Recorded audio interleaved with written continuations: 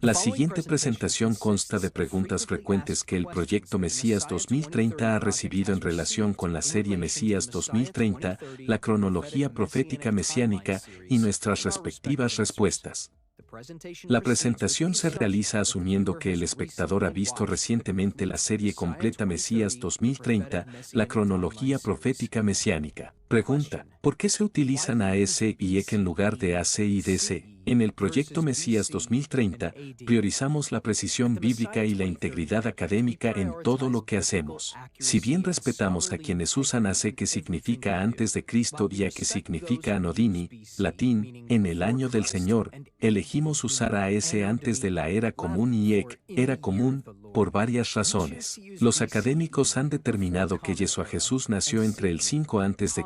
y el 1 a.C., no al comienzo de la era común, el 1 después de Cristo. Como se mencionó en la tercera parte, creemos que toda la evidencia apunta a que el nacimiento del Mesías fue el primer día de Sucot en el 5 antes de la era común. Por lo tanto, los términos A, C y DC no son del todo precisos, ya que sugieren un punto de partida para DC basado en un año de nacimiento de Yeshua mal calculado. La terminología AS y EC goza de amplia aceptación en trabajos académicos y eruditos. Nos comprometemos a mantener los más altos estándares de integridad bíblica. El uso de términos que reflejen cronologías históricamente precisas nos ayuda a evitar la propagación de conceptos erróneos. Y, sin duda, los términos A, C y DC no son históricamente precisos. Dado que somos un ministerio que intenta discernir adecuadamente la cronología bíblica utilizando el calendario bíblico, esperamos que sea comprensible que corregir los malentendidos crónicos sea de particular interés para nosotros. El uso de A, C y DC forma parte de ese objetivo. Por lo tanto, no tenemos mucho interés en contribuir al problema, sino solo en corregirlo. Creemos que cuando el Mesías regrese, no se adherirá al sistema A, C ni DC ni al calendario gregoriano no bíblico. Por lo tanto, no sentimos la necesidad de hacer lo mismo hoy. Con frecuencia, quienes discrepan con nuestro uso de CE o AS lo hacen porque los eruditos seculares pueden usar dichos términos para disociar al Mesías del calendario gregoriano, y nuestro enfoque podría malinterpretarse como un ataque al Mesías. Y comprendemos la preocupación, al menos superficialmente. Sin embargo, si vamos a abogar por mantener al Mesías en un calendario, sugerimos comenzar con el calendario bíblico.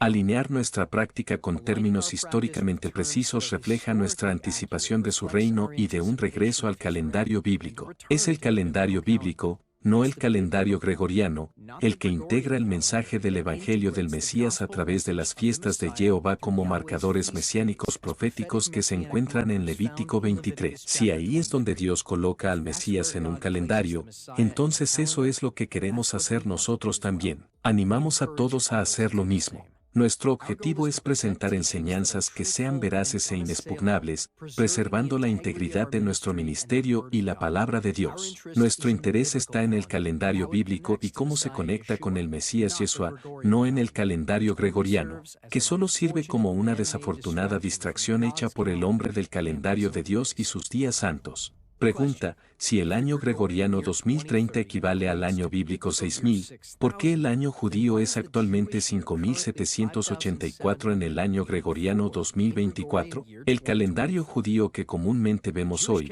conocido como el Iyel II, fue establecido en el siglo IV S por Iyel I. Este calendario sentó las bases para el cálculo judío del tiempo, pero lo hizo con ciertas aproximaciones y suposiciones que han llevado a discrepancias en comparación con el calendario bíblico real y la línea de tiempo bíblica. Esto es un problema porque aquellos que reconocen la relación entre el calendario bíblico y las profecías mesiánicas a menudo cometen la desafortunada y equivocada suposición de que el calendario judío refleja con precisión el calendario bíblico. Sin embargo, el Iyel II judío no es lo mismo que el calendario bíblico, sino que se aproxima al calendario bíblico basándose en ciertas reglas basadas en el ciclo metónico de 19 años. A veces esas reglas producen resultados precisos, y a veces no. Algunas de las reglas que han fabricado ni siquiera están en la Biblia, sino que se basan en una antigua tradición judía que viola la Torá. Por lo tanto, el cálculo de los días bíblicos es más complicado de lo que muchos entienden. No solo los días bíblicos a menudo no son precisos en el calendario Hillel 2 en comparación con el calendario bíblico, el conteo de años desde el año de la creación también es inexacto, ya que ningún erudito cristiano o judío está de acuerdo con el conteo actual de años del calendario Hillel 2. Es bien sabido que es inexacto. Esta desalineación se puede atribuir a varios factores. Eventos históricos, algunos periodos históricos significativos como el tiempo pasado en Egipto pueden no haber sido tenidos en cuenta en el conteo de años judío. Dado que el método de Hillel 2 para calcular el año de la creación no se conoce, es difícil determinar al 100% dónde ocurrió el error o los errores. Método de cálculo. El método de cálculo a lo largo de los siglos puede haber incluido ciertas suposiciones o aproximaciones que llevaron a errores en el conteo final. Consenso académico. Los eruditos cristianos y judíos modernos reconocen ampliamente que el año Hillel 2 está unos 200 años desfasado usando los textos masoréticos. Y sugeriríamos que está precisamente 210 años desfasado, quizás porque el tiempo en Egipto no se tuvo en cuenta adecuadamente en las matemáticas del Hillel 2. No faltan artículos de revistas para aquellos que siguen una línea de tiempo bíblica. El conteo de años judío proporcionado por el Hillel 2 se ve a menudo más como un marcador tradicional o cultural que como una medida exacta del tiempo desde la creación. La comprensión de que el año bíblico 6000 se correlaciona con el año gregoriano 2030 se deriva de una interpretación profética separada de las escrituras y datos históricos cubiertos en Mesías 2030, la serie de la línea de tiempo mesiánica profética, y puede servir para ayudar a corregir el error de cálculo del año descaradamente presente en el Hillel 2 tradicional. Pregunta, ¿no dura un año bíblico 360 días? Muchas personas creen que un año bíblico dura exactamente 360 días. Sin embargo, esto es un malentendido que surge de una lectura superficial de los textos bíblicos sin considerar el contexto completo de la Torá y el calendario bíblico. Aquí profundizaremos en algunas de las complejidades del año bíblico según la Torá. Entendiendo el calendario bíblico, el testigo celestial, Génesis 1:14 nos dice que Dios creó el sol, la luna y las estrellas para que sirvieran como señales para marcar los tiempos señalados, los días y los años. El sol tiene un patrón observable de un día, la luna tiene un patrón observable de un mes, y las estrellas tienen un patrón observable de años. Estos cuerpos celestes son los indicadores principales del tiempo en el calendario bíblico y sirven como un reloj celestial que podemos observar simplemente mirando hacia arriba. Testigo terrenal, Éxodo 23:15 introduce el concepto de la espiga, Aviv, la maduración de la cebada, que es crucial para una segunda validación testigo del inicio del año bíblico en la primavera. Esta señal terrenal asegura que las señales celestiales se están interpretando correctamente y que las fiestas se alinean con el ciclo agrícola. Por lo tanto, el sol, la luna y las estrellas producen la primavera y el Aviv es la evidencia de que la primavera ha ocurrido correctamente como el sol, la luna y las estrellas predijeron con precisión. Contexto histórico del calendario antes y después del diluvio. Hay evidencia que sugiere que hasta el tiempo del diluvio y posiblemente hasta el reinado de Ezequías que los ciclos del sol, la luna y las estrellas producían un año de 360 días exactos con exactamente 12 meses de 30 días. Esto significaría que el ciclo solar alguna vez fue exactamente de 360 días y, por lo tanto, las estrellas también produjeron un patrón observable de 360 días. Los meses de 30 días también estarían conectados a un patrón lunar de 30 días exactos. Una forma en que esto se discierne es notando que 150 días equivalieron a exactamente 5 meses bíblicos en el diluvio de Noé que se encuentra en Génesis 7 y capítulo 8. Sin embargo, los ciclos del sol, la luna y las estrellas cambiaron en algún momento después de estos periodos, produciendo así resultados diferentes. Y estos resultados todavía se pueden observar hoy. Esto podría deberse a un evento celestial como un gran asteroide que pudo haber impactado las órbitas de la Tierra y la Luna abriendo las fuentes del abismo y luego causando el diluvio de Noé. También podemos ver otro cambio en el calendario en la inversión de 10 pasos del reloj de sol en Segunda de Reyes capítulo 20 versículo 10. De todos modos, los patrones del sol, la luna y las estrellas cambiaron. Y dado que el sol, la luna y las estrellas determinan el calendario bíblico, el calendario observable cambió de la misma manera. El calendario bíblico se ajusta al ciclo lunar y solar. El ciclo lunar antes del diluvio producía meses de 30 días, pero ahora promedia 29.53 días. El ciclo solar antes del diluvio, como lo demuestra la línea de tiempo del diluvio de Noé, era de 360 días exactos. Sin embargo, en algún momento después del diluvio, el ciclo solar cambió de 360 a unos 365 días, lo que parece ser un cambio profetizado por la muerte de Enoc antes del diluvio a exactamente 365 años. Génesis 5:23. Así que, todos los días de Enoc fueron 365 años. Con el nuevo ciclo solar y lunar, el ciclo lunar ahora produce 12 o 13 meses por año. Este ajuste es necesario para asegurar que las fiestas de primavera y otoño ocurran en sus respectivas estaciones, alineándose con los marcadores agrícolas. Este sistema refleja el cuidadoso diseño del calendario de Jehová, asegurando que sus tiempos señalados se observen apropiadamente. La combinación del Sol, la Luna y las estrellas produce años bíblicos que tienen una duración de entre 353 y 383 días, pero durante un periodo de tiempo lo suficientemente largo, seguirán promediando 365 días al año, tal como lo predijeron los 365 años de Enoc. ¿Por qué 12 o 13 meses? Si bien el calendario lunar generalmente tiene 12 meses, se agrega un mes adicional aproximadamente cada 3 años, determinado por una observación específica de las estrellas en relación con el Sol y la Luna. Esta intercalación alinea el calendario lunar con el año solar, asegurando que las fiestas caigan en sus estaciones correctas. Este también es un patrón bíblico. La Escritura a veces hace referencia a 12 o 13 tribus de Israel. Por ejemplo, los hijos de José, Efraín y Manasés, se convirtieron cada uno en una tribu que se sumó a las 12 originales. Del mismo modo, Yeshua tenía 12 discípulos con el 13, Matías, reemplazando a Judas.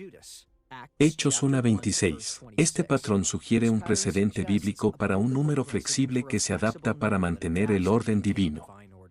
Restauración del calendario perfecto. Según Apocalipsis 22:2, cuando todo sea restaurado en el tiempo del nuevo cielo y la nueva tierra, parece que veremos un año bíblico perfecto de 12 meses de nuevo en su lugar. Apocalipsis 22:2 en medio de la calle de la ciudad, también a cada lado del río, el árbol de la vida con sus 12 clases de frutos, dando su fruto cada mes. Las hojas del árbol eran para la sanidad de las naciones. En esta visión, Juan describe un regreso a un orden perfecto simbolizado por los 12 tipos de frutos que rinden cada mes. Esta imagen apunta a la restauración de la creación perfecta de Jehová, incluido el calendario. ¿Qué pasa con un año profético? Tanto en Daniel 12 como en varios pasajes de Apocalipsis, encontramos menciones de líneas de tiempo como 1260 y 1290 días, así como referencias a 42 meses y 3.5 años. Estos periodos a menudo se asocian con la gran tribulación y el reinado del anticristo final. Curiosamente, estas duraciones parecen adherirse a un sistema de meses de 30 días, lo que sugiere el uso de un marco de calendario distinto del calendario bíblico derivado de los ciclos observados del Sol, la Luna y las estrellas que observamos hoy. Este patrón parece alinearse con un antiguo sistema de cronometraje que podría reflejar las condiciones antes y durante el diluvio de Noé. En consecuencia, muchos interpretan que el año profético consiste en 360 días, un concepto que contrasta con los años de duración variable del calendario bíblico observado. Esta comprensión de un año profético tiene cierto mérito, particularmente en el contexto de las líneas de tiempo proféticas. Sin embargo, no altera el calendario bíblico real, que permanece firmemente arraigado en los movimientos observables de los cuerpos celestes. La evidencia histórica apoya esta distinción. Por ejemplo, durante el período macabeo, cuando Antíoco Epífanes IV estableció la abominación de la desolación, un presagio del anticristo final, hubo un cumplimiento del periodo de 1290 días profetizado por Daniel. Sin embargo, este periodo se adhirió al marco profético sin alterar el calendario bíblico real. Del mismo modo, el futuro y el cumplimiento final de tales líneas de tiempo durante el reinado del anticristo final no interrumpirán el calendario bíblico basado en el cielo.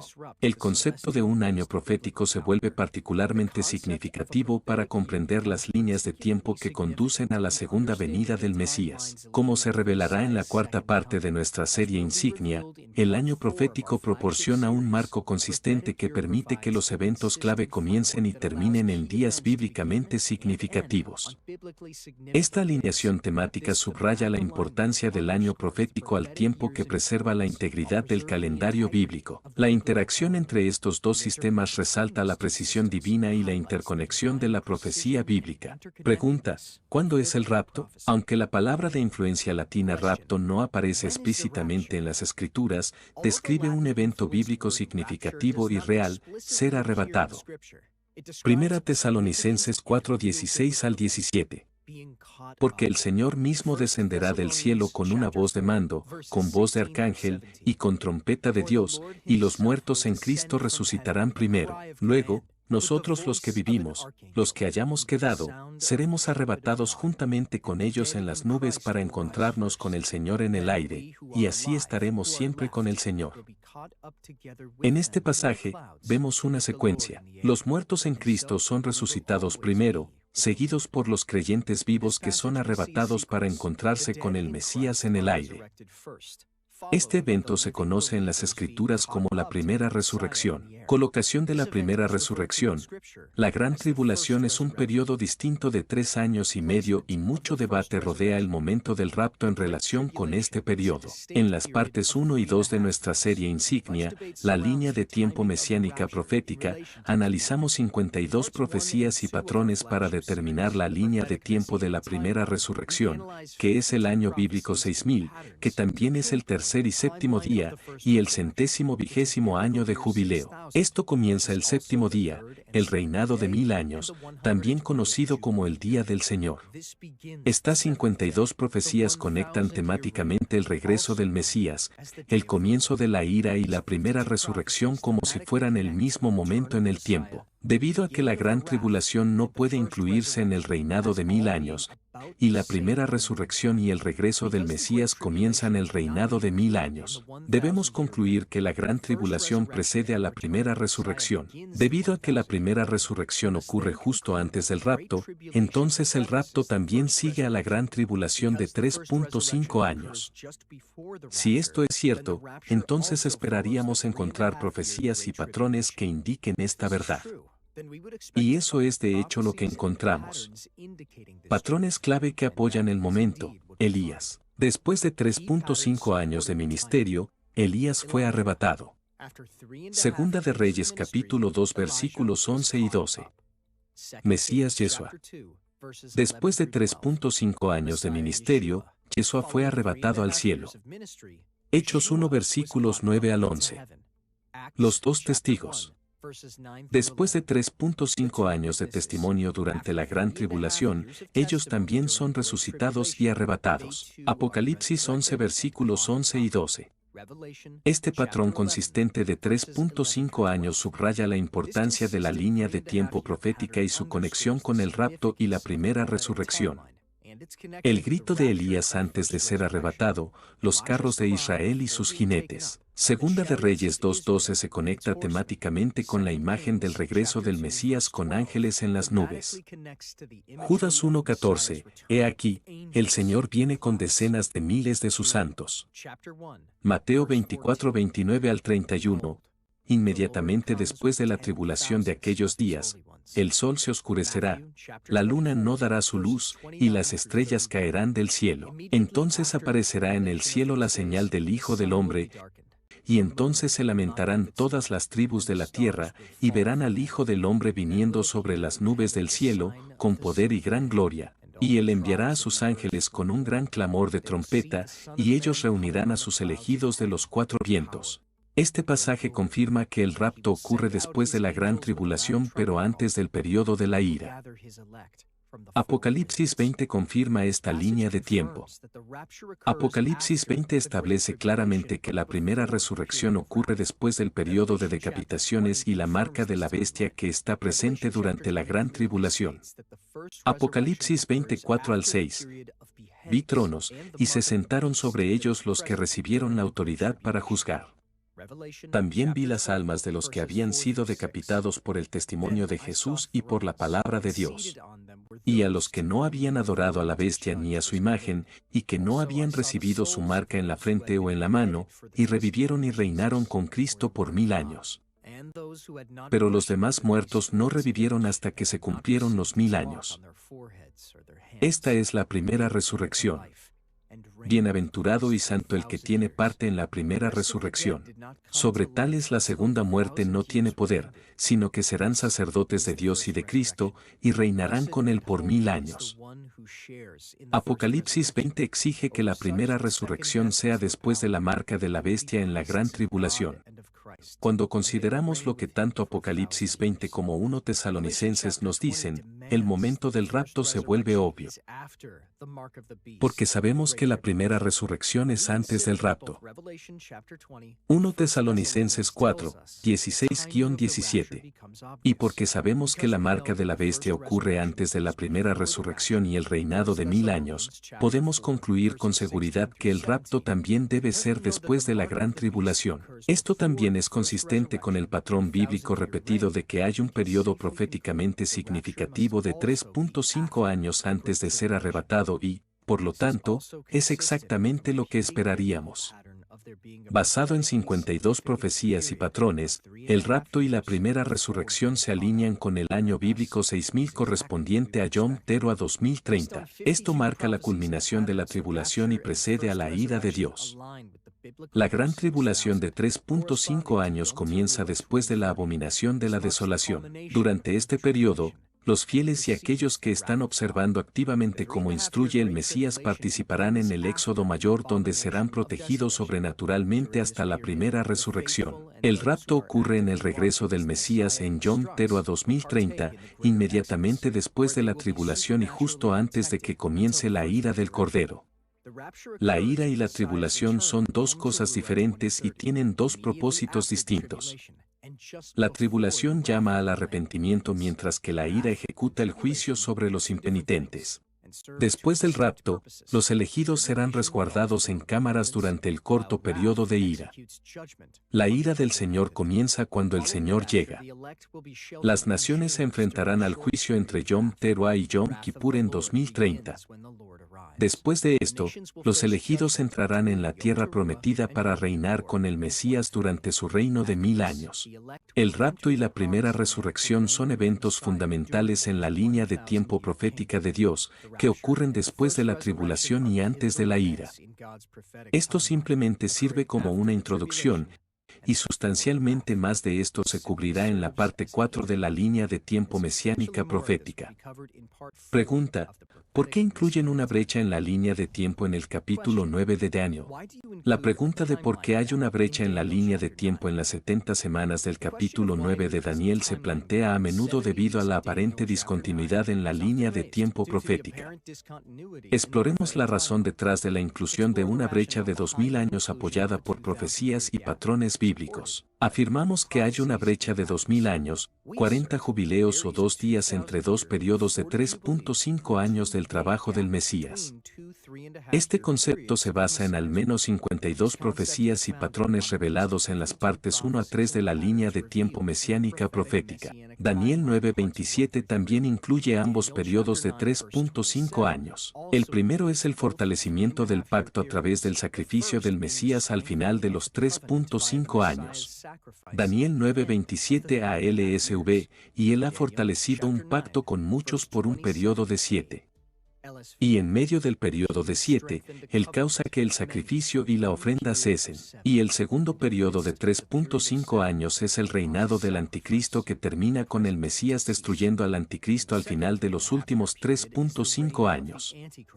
Daniel 9, 27 BLSV, y por el ala de las abominaciones él está haciendo la desolación incluso hasta la consumación y lo que está determinado es derramado sobre el desolado. Sería muy inusual si el capítulo 9 de Daniel fuera la única profecía mesiánica que excluyera la brecha mesiánica de 2000 años.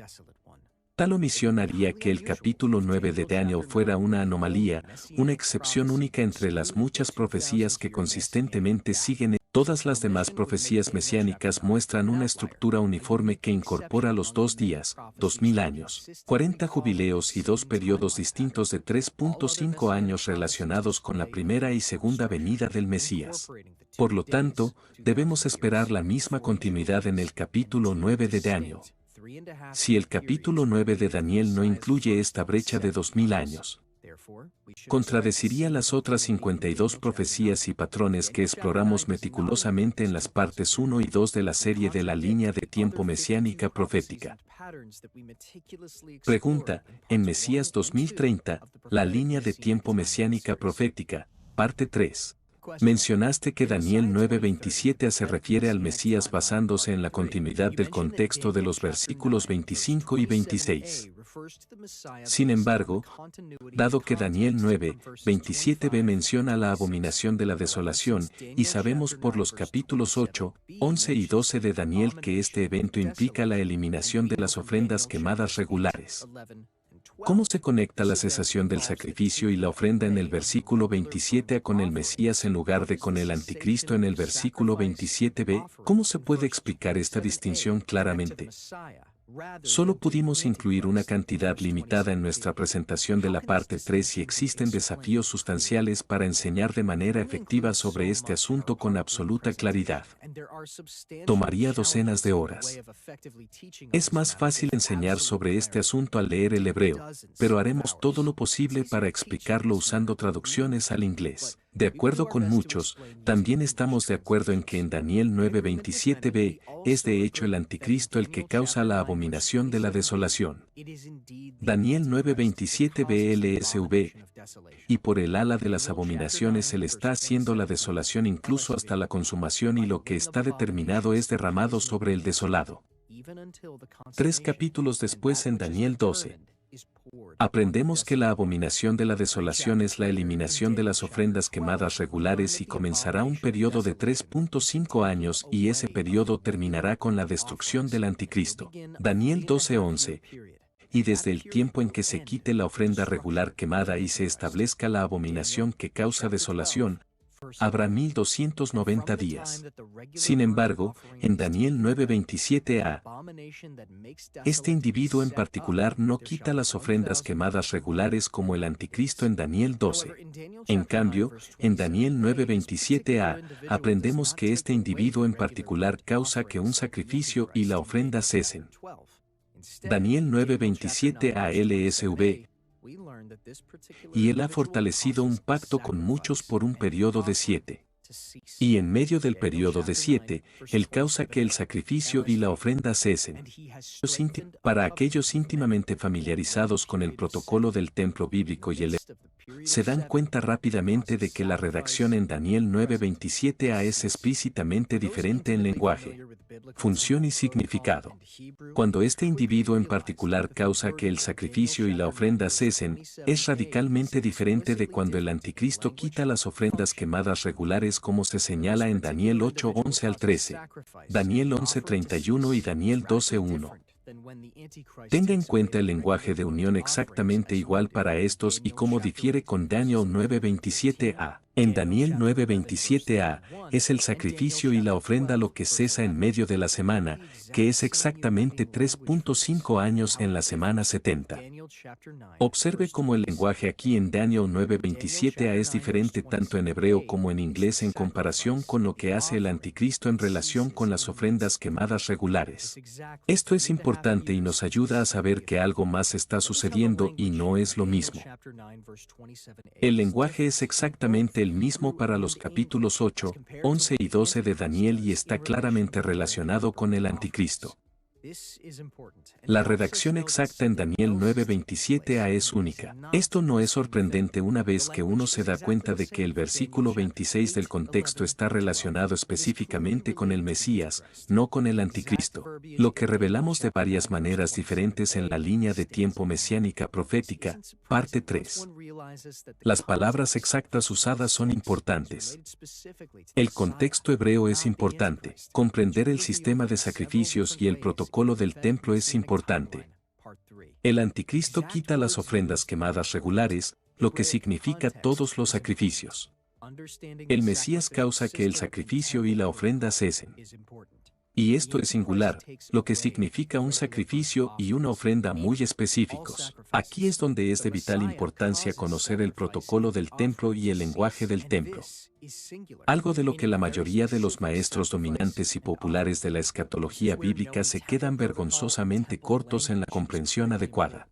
El Mesías que causa que el sacrificio y la ofrenda cesen se refiere específicamente al día más santo del año, Yom Kippur, como lo interpretó correctamente el autor de Hebreos, Hebreos 10. ¿Cómo sabemos esto sobre el sacrificio de Yom Kippur? Hay varias formas, pero la más rápida y fácil es dejar que el autor de Hebreos nos lo diga. La alternativa es llegar a la misma conclusión por los mismos medios que lo hizo el autor de Hebreos. Pero el autor de Hebreos entiende el protocolo y el lenguaje del templo y la mayoría hoy en día tristemente no lo hacen. Por lo tanto, una revisión de Hebreos 10 generalmente es lo mejor. El autor de Hebreos menciona esto en el contexto de Yom Kippur. Hebreos 10 versículos 1 al 4, porque la ley, teniendo la sombra de los bienes venideros, no la imagen misma de las cosas, nunca puede, por los mismos sacrificios que se ofrecen continuamente cada año, hacer perfectos a los que se acercan. De otra manera, no habrían dejado de ofrecerse, ya que los adoradores, habiendo sido una vez limpios, no tendrían más conciencia de pecados. Pero en estos sacrificios hay un recordatorio de pecados cada año, porque es imposible que la sangre de los toros y de los machos cabríos quite los pecados. Este es un sacrificio anual específico en lo que se considera el día más santo del año y tiene un significado profundo en relación con el Mesías Yeshua. De hecho, este concepto se encuentra en el corazón mismo del libro de Hebreos, y el capítulo 10 sirve como su enfoque central. Desafortunadamente, muchos eruditos cristianos pasan por alto la verdadera profundidad del mensaje de este libro. Para ser justos,